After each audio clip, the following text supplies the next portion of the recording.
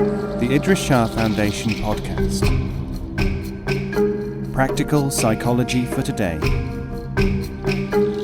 Featuring the works of Idries Shah, voiced by David Ault.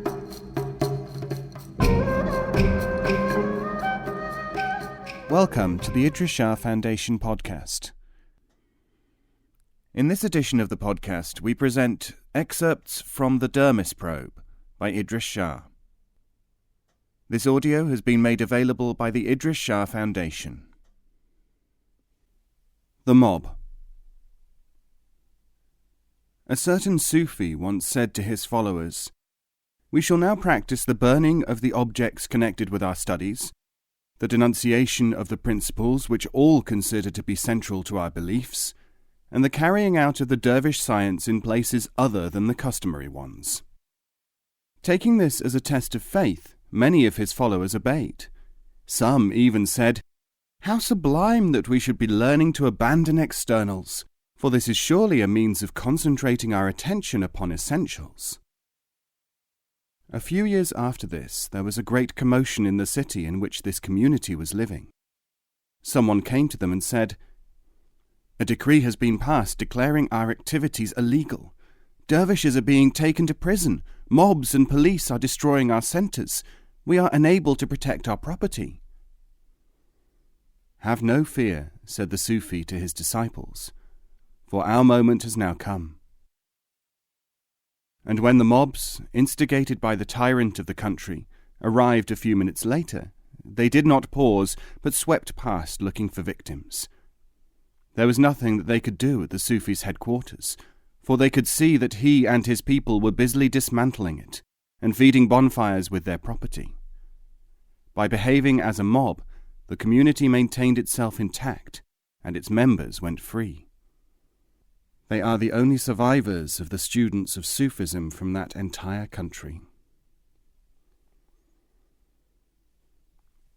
Invisible. A well-known Sufi was asked, "What is invisibility?" He said, "I shall answer that when an opportunity for a demonstration of it occurs." Some time later, that man and the one who had asked him the question were stopped by a band of soldiers. The soldiers said, "We have orders to take all dervishes into custody, for the king of this country says that they will not obey his commands, and say things which are not welcome to the tranquillity of thought of the populace." The Sufi said, "And so you should, for you must do your duty." "But are you not Sufis?" asked the soldiers. "Test us," said the Sufi. The officer took out a Sufi book. "What is this?" he said. The Sufi looked at the title page. "Something which I will burn in front of you, since you have not already done so," he said. He set light to the book, and the soldiers rode away, satisfied. The Sufi's companion asked, "What was the purpose of that action?" "To make us invisible," said the Sufi, "for to the man of the world, visibility means that you are looking like something or someone he expects you to resemble. If you look different, your true nature becomes invisible to him."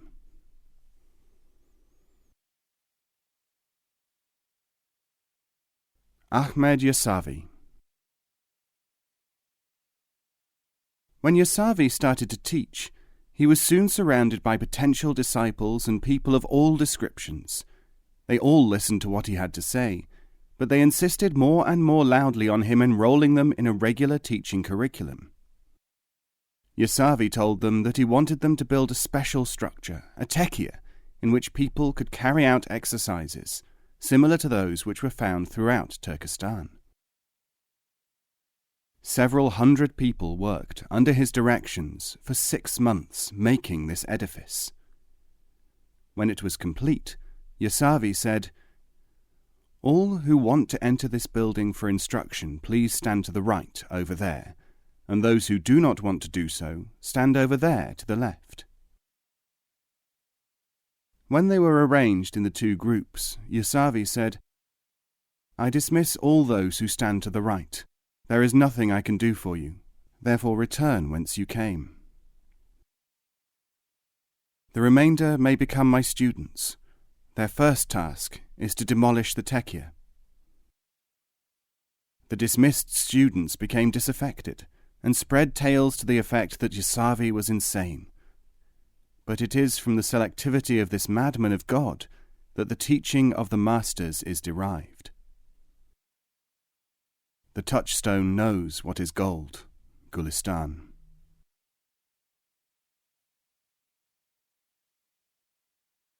The steam of the pot of Ikhtiari.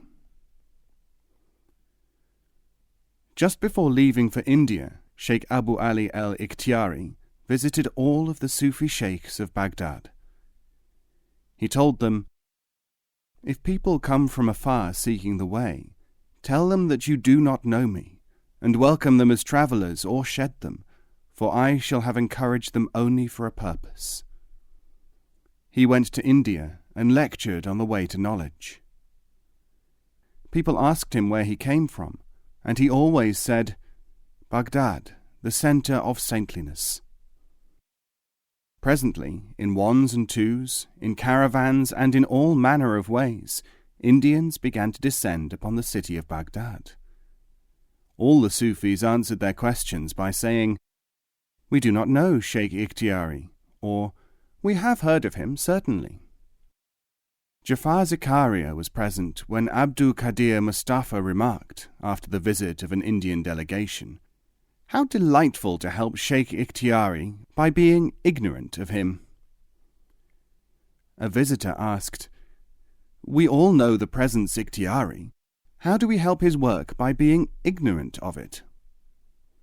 Sheikh Mustafa replied, "These people are merely the steam from Sheikh Ikhtiari's pot. They have left the stew and imagine that they are being improved by going somewhere else.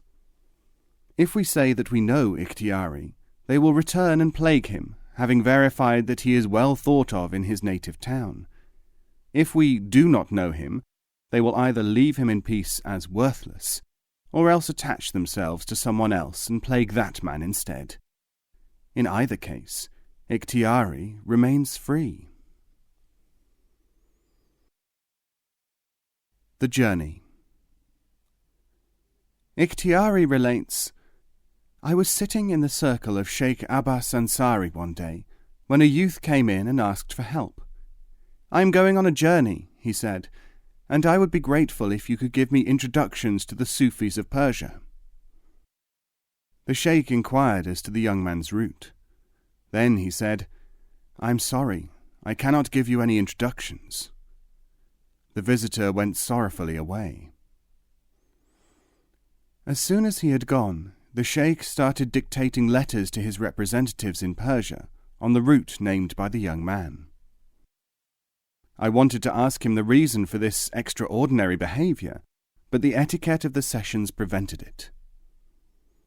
Several evenings later, when we were gathered together after a contemplation session, Sheikh Abbas said to us all, 'If I had told that young man to visit certain of our friends, and that he would be welcomed, he would have been unable to learn, because I would have removed from his mind the determination to struggle, without which he could not have benefited from the meetings. I would also have given him an increased expectation, which would have been a barrier to his understanding.' I said, 'But will he not think that he is unworthy, and perhaps not attempt to make the journey?'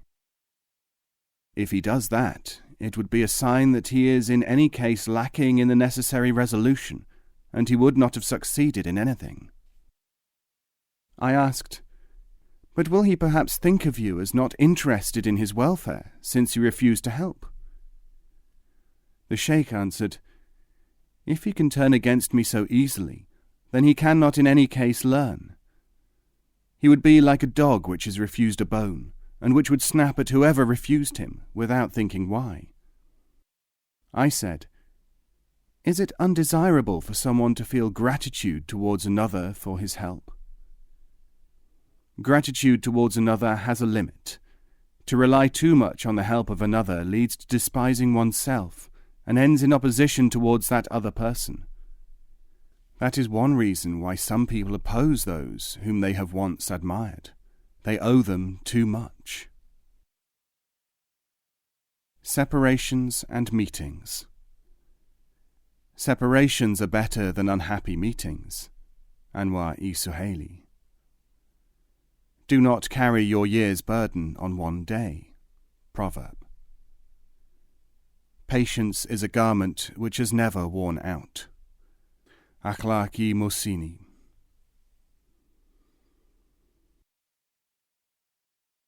I don't know. Nazinda, a dervish wanderer from Bokhara, often used to say, I don't know, when people asked him questions. In Allahabad, a discussion arose between those who said that a teacher should not admit ignorance of anything, and those who said that that was avowedly ignorant and was not worth discussing, and those who held various other points of view about the matter. The arguments were submitted to the Hindu Pandit Ram Lai, who said, When he says, I do not know, he may mean that nobody knows. He may mean, again, that you do not know. He is at that moment showing your own self to you. He may mean that he does not need to know, because the question or the answer is fallacious. Someone asked, Why does he not put it more specifically? The Pandit said, If he did that, he would seek to provoke thought and discussion. There is marrow in every bone, there is a man in every shirt. Sadi.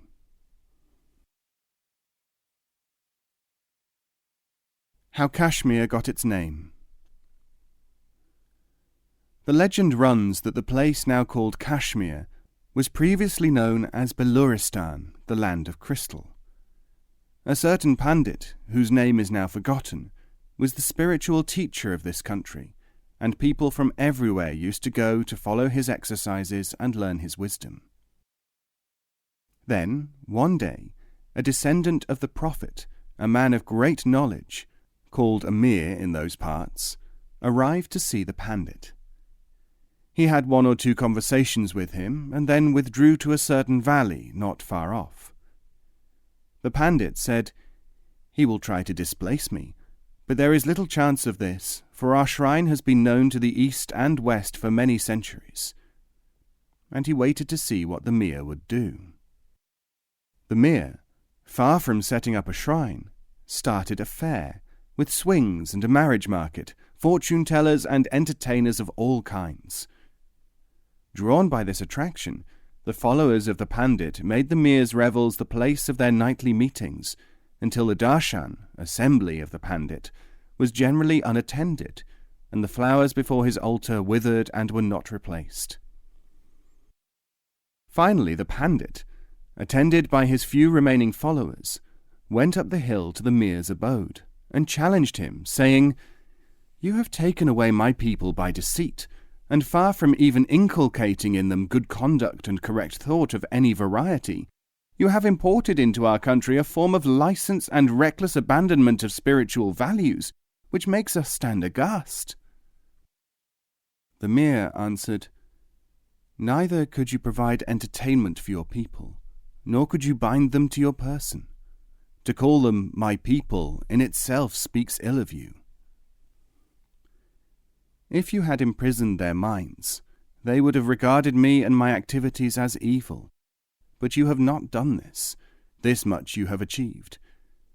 If you had, however, provided your people with anything other than diversions which you called exercises, they would not so easily have accepted my entertainment. After all, yours is free, and they pay for mine. Nay, said the Pandit, it is rather that they are weak, and your activities have played upon their weakness. If they are weak, responded the Mir, and you cannot strengthen them, anyone or anything will play upon this weakness. Why are you not a strength for the weak, rather than a toy for the credulous? It was at this moment that the Pandit, whose calm had been completely shattered by this unaccustomed experience, cried out the curse, Kashmir, the local pronunciation for the words Kajmir, crooked mir, or devious leader. If this is devious, said the mir, then I would like this land to be known, as a matter of honour, henceforward not as Beluristan, but as Kashmir, the land of the indirect. Learn about hornets from those who have been stung by them. Proverb.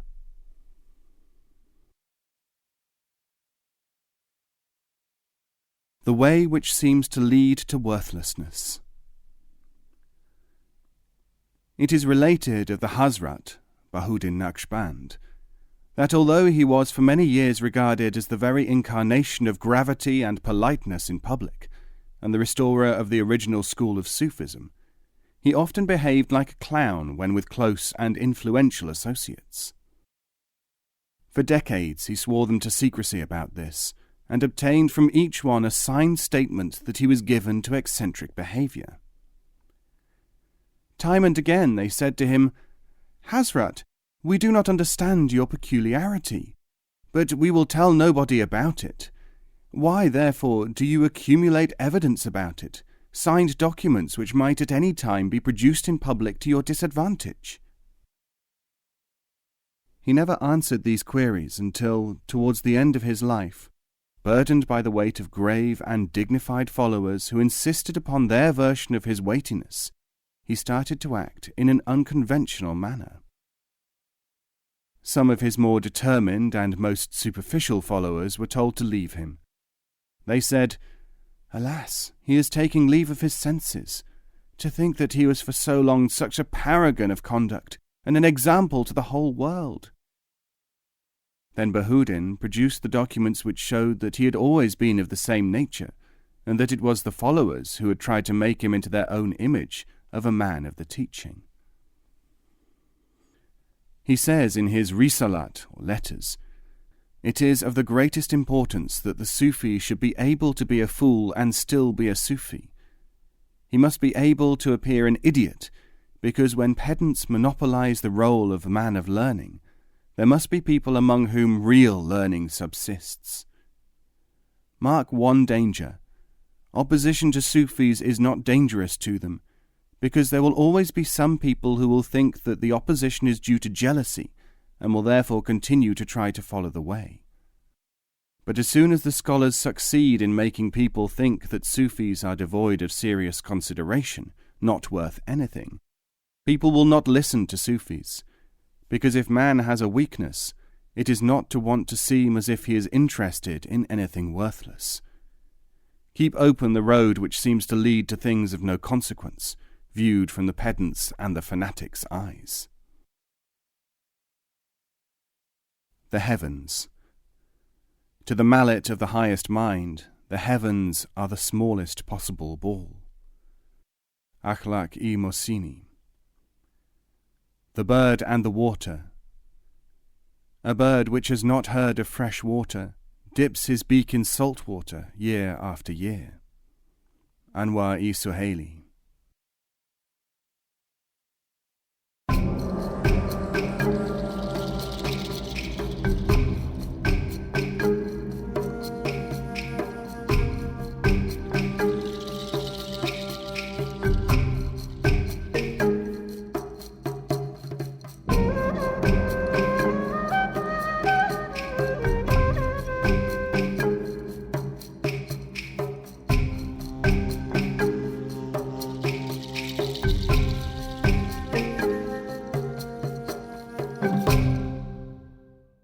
This podcast is copyright 2016, the Idries Shah Foundation.